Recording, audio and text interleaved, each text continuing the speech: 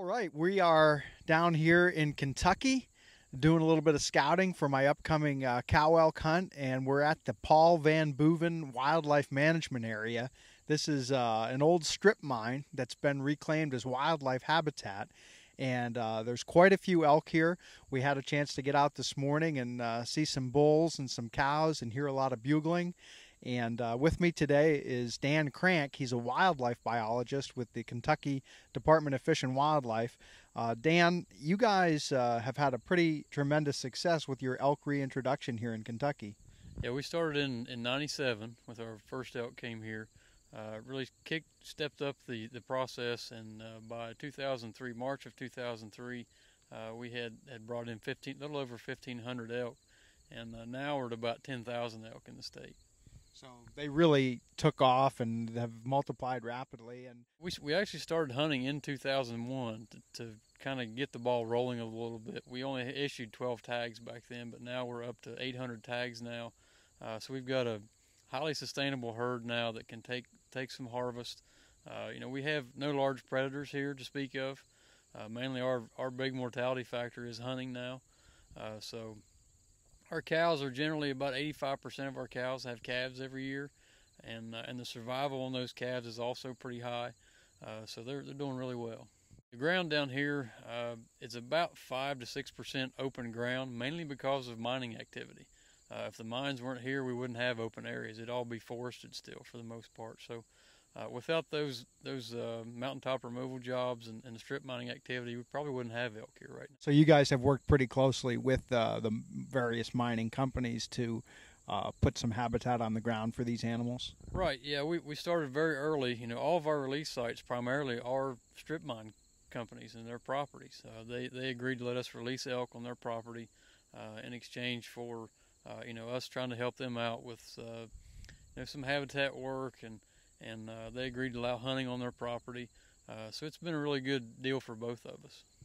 And obviously, for those who are interested in possibly getting a chance like I have this year to come down and hunt a Kentucky elk, and this was the first year I applied, Right. and got drawn. So I know for non-residents, I think it was about a 1 in 200 chance. So yeah, we capped it. We cap it at 10% of our tags can go to non-residents. So it's a slightly smaller chance than the general population, but or at least the resident population. But there's always a chance. You never know. And actually, we usually hit that cap every year.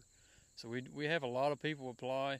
Last year we had, I think, around 43,000 people apply for our elk tags from all throughout the U.S.